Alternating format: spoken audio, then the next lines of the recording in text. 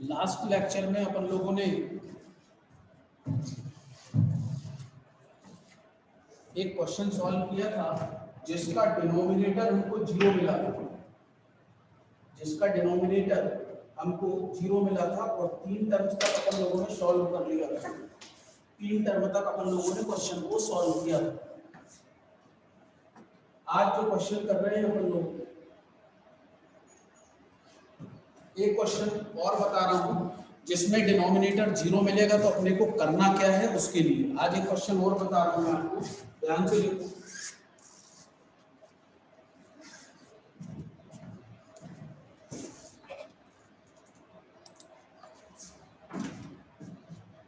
Solve question है, solve d square y upon d x square minus 5dy upon d x plus 6y equal to is equal to e to the power 4x।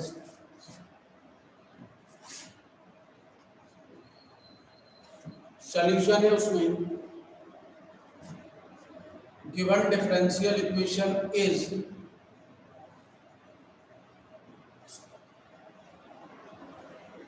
this d square y upon dx square minus 5dy upon dx plus 6y equal to e की power 4x।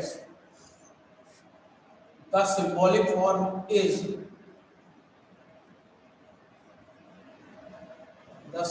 form is d upon dx is replaced by d। Sir ये हो चुका है sir. क्या sir ये कुछ हो चुका है सर, ये कुछ हो चुका है। ठीक है ना।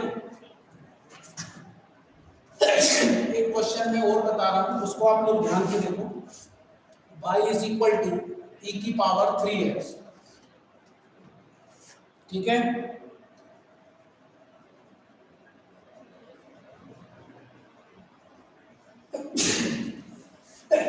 Sorry.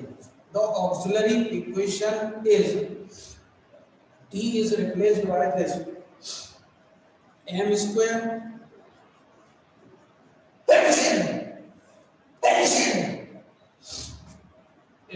minus 5m plus 6 equal to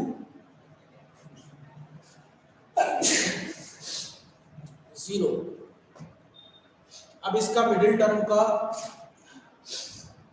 -3m minus 2m plus 6 equal to 0। m common तो m minus 3 minus 2 common m minus 3।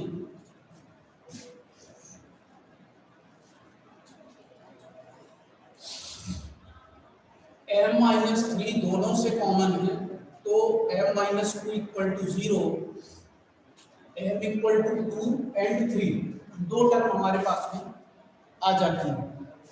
Therefore, the complementary function is, तो CF लिखते हैं इसमें C1 e की power 2x plus C2 e की power 3x, ठीक है। Clear है। इसके बाद and now particular integration is 1 upon fd into e की पावर ax। fd अपन ने हमने लिखा d square minus 5d plus 6 e की पावर 3x। अब हम इसमें 3 पुट करते हैं तो देखो आपको कितना मिलता है। यहाँ पे 9 माइनस 15 प्लस 6, ये 0 आ रहा है। तो जब ये 0 आएगा तो मैंने लास्ट टाइम भी आपको ये बताया था कि यदि ये 0 आता है तो हम इसके फैक्टराइज टर्म को नोट कर लेते हैं। तो इसकी फैक्टर वाली टर्म कौन सी होगी, ये वाली लिख देते हैं। तो m के स्थान पे d मेंशन करो, d माइनस 3 और d माइनस 2 इंटू e की पावर 3x। अब इसमें पुट करने पर 0 हो रहा है और इसमें पुट करने पर 0 नहीं हो रहा है, तो इसमें हम पहले पुट कर देते हैं उसको। तो सेकंड वाले में हम पुट करेंगे तो जब हम सेकंड वाले में उसको पुट करते हैं तो हमको क्या मिलेगा, ध्यान से देखो, 1 upon d minus 3 1 upon 3 minus 2 e की पावर 3x। तो ये आ जाएगा 1 अपॉन d माइनस 3 e की पावर 3x। और अब इसमें वो फार्मूला लगेगा जो मैंने आपको बताया। फार्मूला क्या बताया था, 1 अपॉन d प्लस भी हो सकता है माइनस भी हो सकता है, 2 की पावर n e की पावर ax, x की power n upon factorial n e की पावर ax। ये फार्मूले को हमें यूज करना है, जो मैंने लास्ट लेक्चर में भी इसको बताया था। तो अब हम इसमें यूज करते हैं। तो 1 अपॉन x की पावर, यहाँ 1 है, n के स्थान पे 1, तो x की पावर 1 फैक्टोरियल 1 e की पावर 3x, तो x e की पावर 3x। देयरफॉर द, ये पर्टिकुलर इंटीग्रेशन हो गया। Therefore the general solution is y equal to cf into P I. cf मतलब ये है आपके पास और pi मतलब ये। इस फार्मूले का यूज तब करना है जब हम b के स्थान पे x के कोएफिशिएंट को रखें और वो 0 हो जाए। तो जब 0 होगा तो आपको करना क्या है, उसमें जो फैक्टराइज टर्म है उसको आप यूज करें, और जिसमें नॉन जीरो है उसमें वैल्यू को पुट कर दें, और जिसमें 0 हो रहा है उसमें आप वैल्यू को पुट नहीं करें, जैसे मैंने यहाँ पे किया। अब जब ये टर्म आ गई आपके पास तो इसका यूज करके उसको वर्क करें।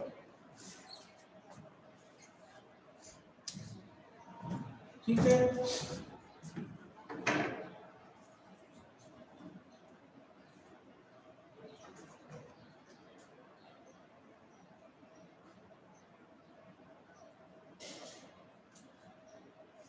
अब जैसे एक क्वेश्चन मैं और बता रहा हूं, उसको ध्यान से देखिएगा। मान लीजिए अपनी मीटिंग समाप्त हो जाती है तो आप लोग है ना फिर से उसी लिंक पे जुड़ने का प्रयास करना, जितने लोग जुड़ जाएं। ठीक है, क्योंकि आज बहुत थोड़ा सा लेट हुई है क्लास शुरू, तो आप लोग फिर से उसी लिंक पे जुड़ जाइएगा। ठीक है, अगला क्वेश्चन मैं बता रहा हूं, इसी जैसा है, उसको अपन लोग देखते हैं क्या है उसमें। Solve d plus 2 d minus 1 का power 3 into y is equal to e की पावर x। अब हमने इसका सॉल्यूशन स्टार्ट किया, तो given differential equation is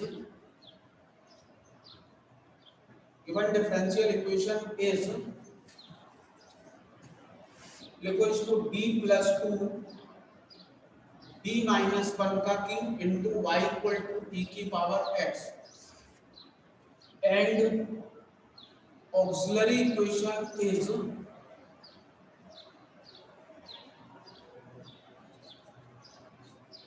m।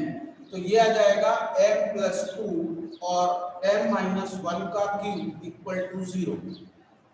अब इसमें m की वैल्यू हमारे पास में क्लियर दिख रही है, m इज इक्वल टू -2 +1 +1 +1, ये तीन वैल्यू सेम आ जाएंगी।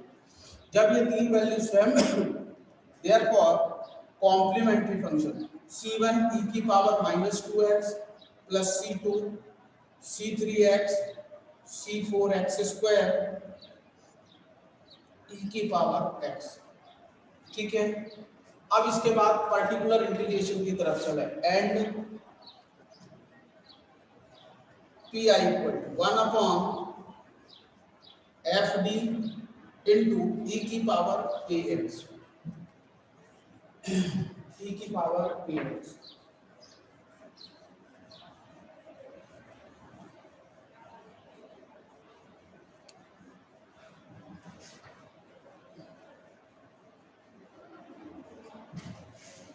तो दिस 1 अपॉन एफ डी मतलब आपके पास में d प्लस 2 और d माइनस 1 का क्यूब इंटू ई की पावर ax मतलब केवल x है। अब देखिएगा x का कोफिशिएंट यहाँ पे 1 है, तो जब यहाँ 1 पुट करेंगे तो ये 0 हो जाएगा। x का कोफिशिएंट यहाँ पे कितना है 1 e to the power x, तो इसमें नहीं पुट करना है, पुट केवल इसमें करना है। तो 1 अपॉन 1 प्लस 2 d माइनस 1 की पावर 3 e की पावर x, 1/3 1/d माइनस 1 का क्यूब e की पावर x। अब इसमें भी यही फार्मूला अपने को अप्लाई करना, तो इस फार्मूले को इधर लिख लेना और फिर इसके बाद में 1/3 x की पावर n, n मतलब कितना है 3, फैक्टोरियल 3 e की पावर x, फैक्टोरियल 3 मतलब 6, 6 3 जा 18, तो x क्यूब अपॉन 18 e की power x। Therefore the general solution is y equal to cf plus pi, y is equal to cf plus pi। ये हमारे पास में इस टाइप का यदि क्वेश्चन आता है तो हम इसको ऐसे भी कर सकते हैं। अभी देखिएगा राइट हैंड साइड में हमको e की पावर x मिल रहा था और e की पावर x में हमें दो प्रकार के क्वेश्चन मिले इसमें। एक पहला क्वेश्चन ये था कि जिसमें हम यहाँ पुट करते थे तो मान 0 होता था, और दूसरा क्वेश्चन ये मिला यहाँ पुट किया तो वो 0 हो रहा है। तो ऐसी सिचुएशन में हम क्या करेंगे, इस टर्म को फॉलो करेंगे फार्मूला। ऐसा ही अब राइट हैंड साइड यदि चेंज होता है तो हमें क्या मिलता है, इसको ध्यान से देखो। राइट हैंड साइड में अब हमको दूसरा फंक्शन मिलेगा। राइट हैंड साइड में हमको जब दूसरा फंक्शन मिलता है तो उस फंक्शन में हम क्या करते हैं, उसको ध्यान से देखो।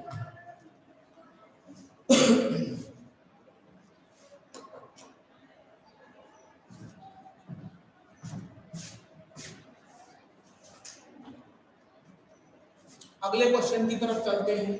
राइट हैंड साइड पे आप लोग फोकस करिएगा, देखना। Solve t square plus 1 into y is equal to cos 2x है, या फिर cos 2x हो सकता है, या फिर क्या हो सकता है sin 2x।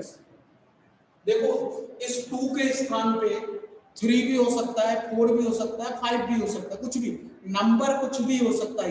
जो 2 ये 2 लिखा है ना, ये इस 2 के स्थान पे कुछ भी हो सकता है। अब हमें राइट हैंड साइड जो मिल रहा है trigonometrical term. Ajay, hello sir. Ajay, एक आज शाम को मीटिंग पूरे सिविल के बच्चों के साथ में मेरी रखना, ठीक है? सर टाइम 6 बजे का डालना और प्रत्येक बच्चे को ये मैसेज करना कि वर्मा सर से इंटरेक्ट होना है आज करना, ठीक है? ठीक सर। ठीक है। गिवन डिफरेंशियल इक्वेशन इज, इसको लिखो d square plus 1 into y equal to cos 2x और sin 2x। दो में से कुछ भी दे सकते हैं। तो ये सिंबॉलिक फॉर्म में ऑलरेडी है हमारे पास में, तो हम इसका क्या लिखते हैं, ऑक्सिलरी इक्वेशन। तो m square plus 1 equal to 0, और जब m स्क्वायर प्लस 1 हमारे पास आता है तो हम इस वाले टर्म में क्या करते हैं, ये वाला फॉर्मूला है a प्लस IB और a माइनस IB, ये वाला फार्मूला पर लगा के सॉल्व करते हैं। तो हम इसमें इस फार्मूले को यूज करेंगे तो क्या आएगा, देखो ध्यान से, m प्लस I और m minus I equal to 0, m plus I और m minus I equal to 0। तो m इज इक्वल टू एक माइनस I है और एक प्लस I, और हम इसको ये भी लिख सकते हैं 0 माइनस I और 0 प्लस I, दोनों कॉम्प्लेक्स रूट मिलेंगे। इसमें a की वैल्यू 0 और b की वैल्यू -1, a की वैल्यू 0 और b की +1। कॉम्प्लेक्स नंबर हमारा क्या होता है, z is equal to a plus IB। केवल हम I का जो कोफिशिएंट है सिंबल सही लेते हैं, चाहे वो प्लस का हो माइनस का, यदि प्लस है तो लगाते नहीं हो। अब हम इसका पहले कॉम्प्लीमेंट्री फंक्शन लेते हैं। अब कॉम्प्लीमेंट्री फंक्शन क्या होगा, इसका ध्यान से देखो। इसके कॉम्प्लीमेंट्री फंक्शन की तरफ चलेंगे। Therefore CF is equal to e की power ax, C1 cos bx और C2 sin bx।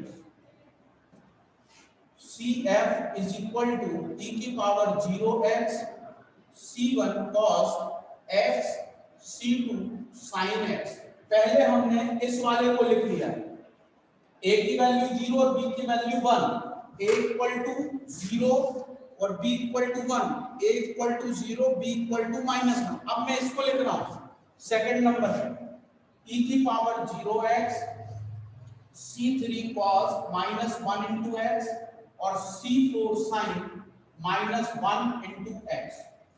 e की पावर 0 ऑलवेज 1 होता है, तो this should be c1 cos x और c2 sin x plus e की power 0 is 1, c3 cos of minus theta cos x और sin of minus theta minus sin theta तो sin x।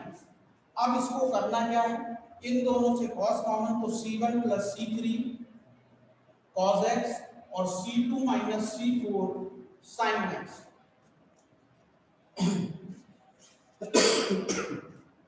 मैंने आपको बताया था कि कांस्टेंट का सम करो या सब्ट्रैक्शन करो, कांस्टेंट ही हमको मिलता है, तो इसलिए c1 plus c3, c4 तक हम लिख चुके हैं, तो इन दोनों की वैल्यू c5 cos x और c6 sin x, ये हमारे पास में टर्म आ जाती है।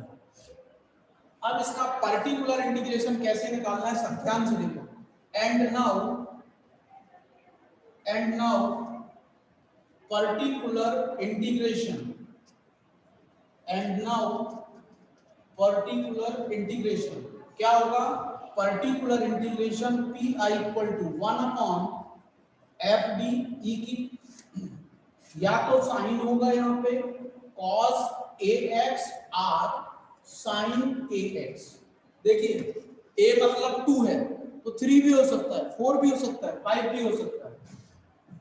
अब इसके बाद में हम इसको यूज करते हैं, देखो P I equal to 1 upon F D मतलब डी स्क्वायर प्लस 1, ये डी स्क्वायर एफ डी मतलब, और या तो cos 2x होगा या फिर sin 2x।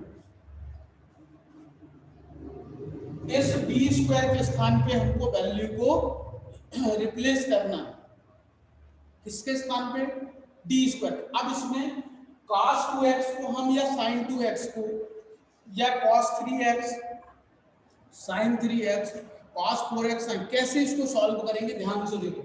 हम ये a कहलाता, देखो cos ax मतलब ये a है, तो हम क्या करेंगे, डी स्क्वायर के स्थान पे माइनस ए स्क्वायर, माइनस, देखो इन दोनों में बहुत अंतर है, माइनस ए स्क्वायर और माइनस ए का whole square, both are different term.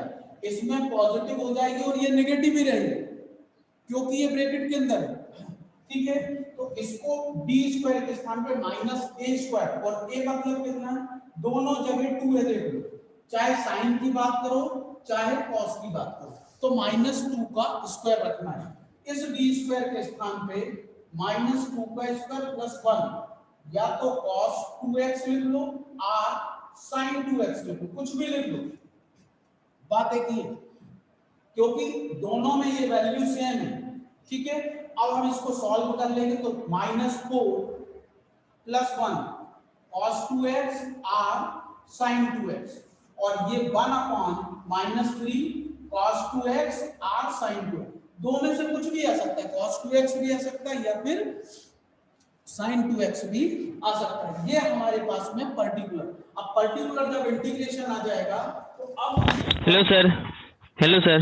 हाँ सर -2 क्यों रखे वहाँ पे, ये फार्मूला 2 क्यों नहीं रख, ये 2 इसलिए रखा है क्योंकि x का कोफिशिएंट 2 है और 3 यस सर, होता तो 3 रखते, 4 होता तो यस 4 रखते। 4 रखते हैं।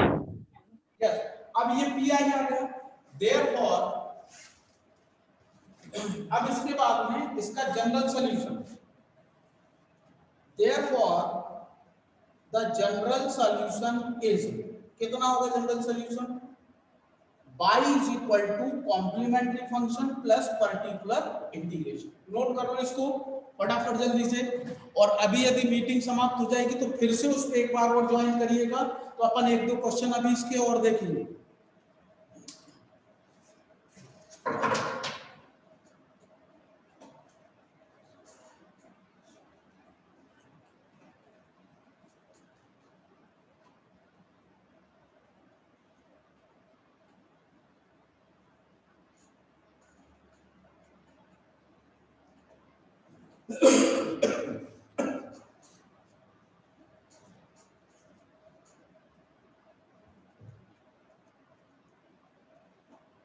अभी एक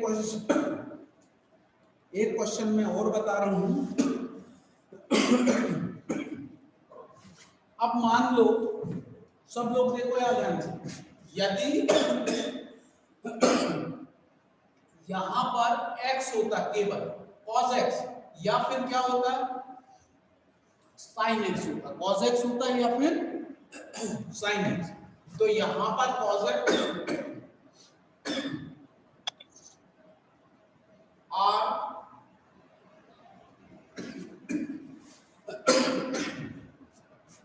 लेफ्ट हैंड साइड में हमने कोई चेंज नहीं किया। अभी इसमें आपको, इस इक्वेशन में आपको एक चीज की कमी है, यहां डी स्क्वायर तो है लेकिन डी नहीं आया, तो डी के लिए हमें क्या करना पड़ेगा वो मैं आपको बताऊंगा।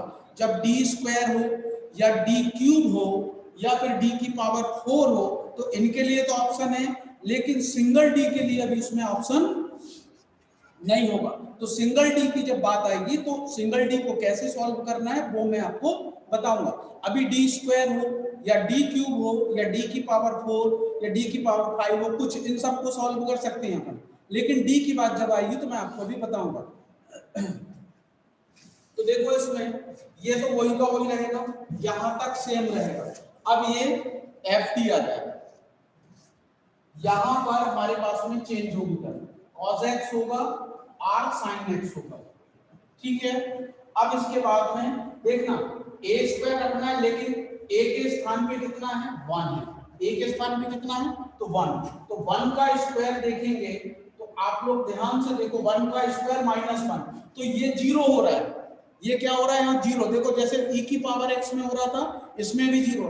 तो अभी मैं इसके 0 वाले क्वेश्चन को कराऊंगा, यहाँ पे अपन चेंज कर लेते हैं, 3x कर देते हैं।